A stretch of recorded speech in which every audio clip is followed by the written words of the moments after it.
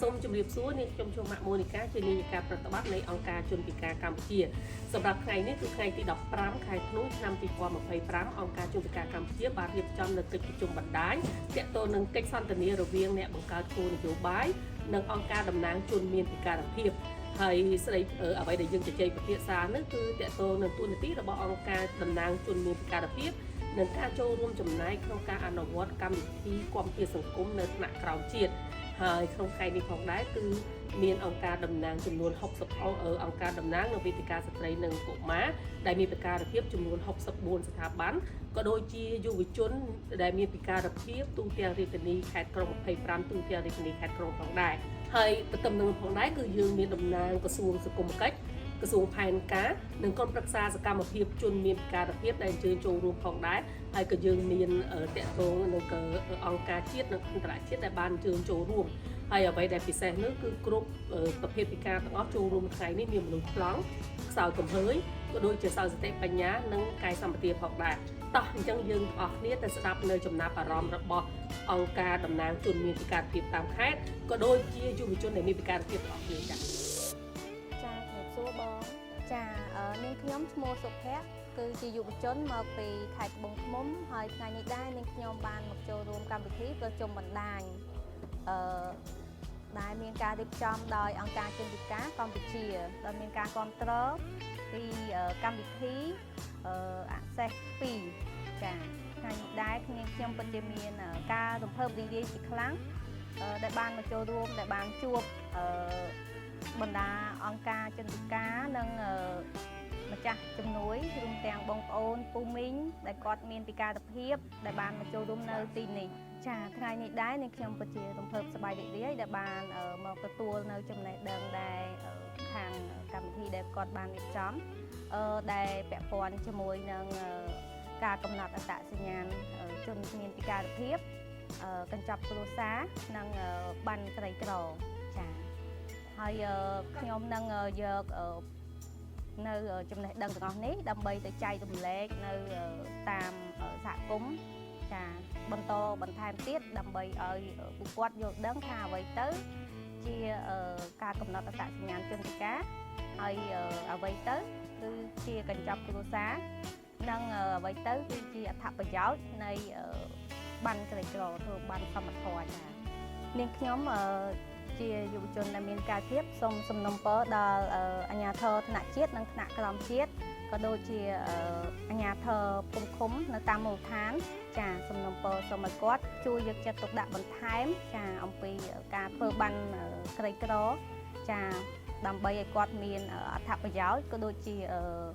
ការធ្វើកំណត់អត្តសញ្ញាណជនមានពិការភាពដើម្បីគាត់បានបញ្ចូលក្នុងកញ្ចប់គ្រួសារចាដើម្បីគាត់ទទួលបានអត្ថប្រយោជន៍នៅក្នុងការបញ្ចូលក្នុងកញ្ចប់គ្រួសារជាដើមចាជម្រាបសួរនាងខ្ញុំឈ្មោះកាយស្រីអននាងខ្ញុំជាប្រធានអង្គការតំណាងប្រចាំនៅខេត្តសៀមរាបហើយថ្ងៃនេះដែរខ្ញុំបានជួបមកចូលរួមកម្មវិធីប្រជុំបណ្ដាញដែលមានការរៀបចំដោយអង្គការជនពិការកម្ពុជាដែលមានការឧបត្ថម្ភដោយកម្មវិធី Access ដំណាក់កាលទី2ចាហើយខ្ញុំមានអារម្មណ៍រីករាយមែនទែនថ្ងៃនេះដែលខ្ញុំមានឱកាសបានចូលរួមក្នុងការប្រជុំនេះហើយក្នុងការចូលរួមនៃការប្រជុំនេះផងដែរគឺខ្ញុំបានឃើញបងប្អូនដែលមានពិការភាពគ្រប់ប្រភេទឃើញពីគ្រប់ខេត្តក្រុងពួកគាត់បានអញ្ជើញមកចូលរួមហើយពួកខ្ញុំក៏បានយល់ដឹងអំពីកម្មវិធីចំណុចសំខាន់ទាំង3គឺគេផ្ដោតសំខាន់លើទី1គឺកម្មវិធីការកំណត់អត្តសញ្ញាណកម្មពិការភាពទី2គឺការអត្ថប្រយោជន៍នៃការផ្ដល់បានសមត្ថភាពហើយនិងទី3គឺកម្មវិធីកញ្ចប់គ្រួសារចាស់ហើយបន្ទាប់ពីខ្ញុំបានទទួលមេរៀនល្អៗទាំងកម្មវិធីទាំង3នេះផងដែរខ្ញុំនឹងយកមេរៀនដែលខ្ញុំបានទទួលពីកម្មវិធីប្រជុំបណ្ដាញនៅថ្ងៃនេះយកទៅផ្សព្វផ្សាយបន្តនៅខាង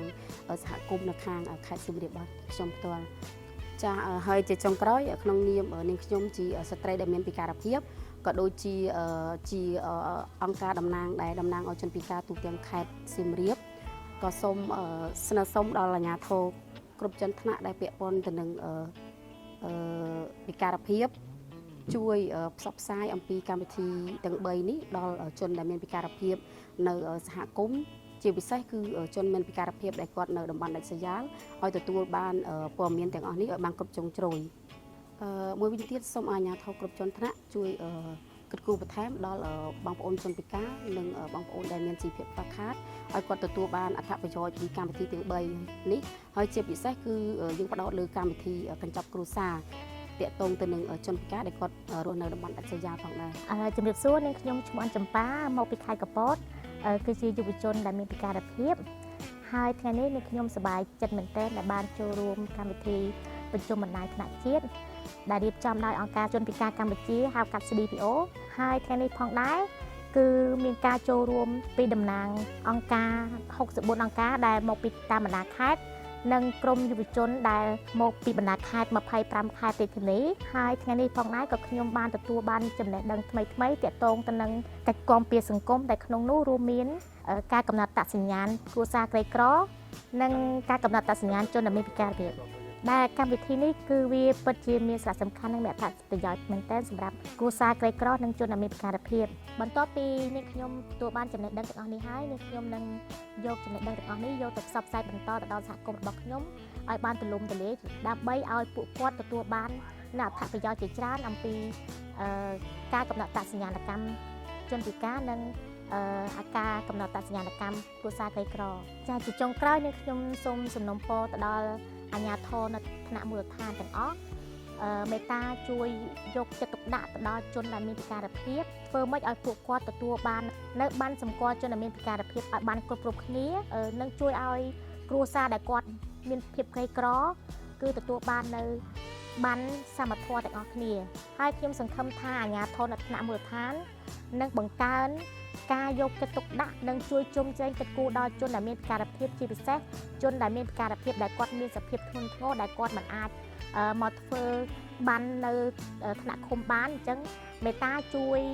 សម្របសម្រួលចុះទៅដល់ទីលំនៅរបស់គាត់ជួយធ្វើបានសម្គាល់ឲ្យគាត់ដើម្បីឲ្យគាត់ទទួលបាននោះប្រើប្រាស់បានហើយក៏សូមឲ្យអាជ្ញាធរថ្នាក់មូលដ្ឋានមេត្តាជួយផ្សព្វផ្សាយនិងជំរុញបន្ថែមដើម្បីឲ្យជនដែលមានពិការភាពទទួលបាននៅបានសម្គាល់ជនពិការនឹងក៏បានគ្រប់គ្នា